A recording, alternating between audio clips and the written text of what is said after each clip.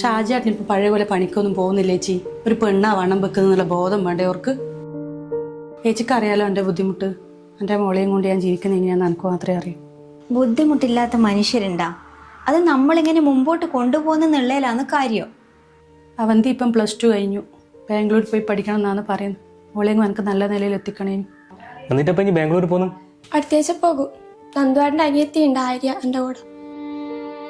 എല്ലാരും പറയുന്നു ബാംഗ്ലൂർ അടിപൊളിയാണെന്ന്. റീൽസ് കണ്ടിട്ടൊന്നും ബാംഗ്ലൂർ പോവാൻ നിൽക്കണ്ടേ മോളെ? പോകുന്നതല്ല ശരി, പക്ഷെ നമ്മളൊരു സ്ഥലത്ത് പോയിട്ട് അവിടെ ജീവിച്ചാലേ അതിന്റെ കാര്യം മനസ്സിലാവും. അതൊന്നും സാരമില്ല, എനിക്ക് ബാംഗ്ലൂരിൽ പോകണം. ബാംഗ്ലൂർ എൻ്റെ ഒരു ഡ്രീമാണ്. നാട്ടിൽ എത്ര കോളേജിന്റെ നഴ്സിങ്ങിന് വെറുതെ ബാംഗ്ലൂരെല്ലാം പോയിട്ട് പൈസ കളയണോ? പൈസക്ക് ഇപ്പം ഞാൻ എന്താണ് ചെയ്യേണ്ടത് ചേച്ചി? ഞാനെന്നാ ഇപ്പം ചെയ്യേണ്ടത്? നീ നോക്കി, വീട്ടിന്റെ പണിയല്ല ഇപ്പം പകുതി വയ്ക്കുള്ളേ. ചേച്ചീൻ്റെ അവസ്ഥയിൽ എനിക്കറിയാം. ഇന്ത്യയിലൊന്നും ഇല്ലയെന്നും എനിക്കറിയാം. ഞാൻ പക്ഷേ എങ്കിൽ അമ്മേൻ്റെ വീട്ടിലേനെ ഒരു 5 സെൻറ്റ് സ്ഥലമോ അതൊന്ന് പണയം വെച്ചാലോ എന്ന് വിചാരിക്കുന്നുണ്ട്.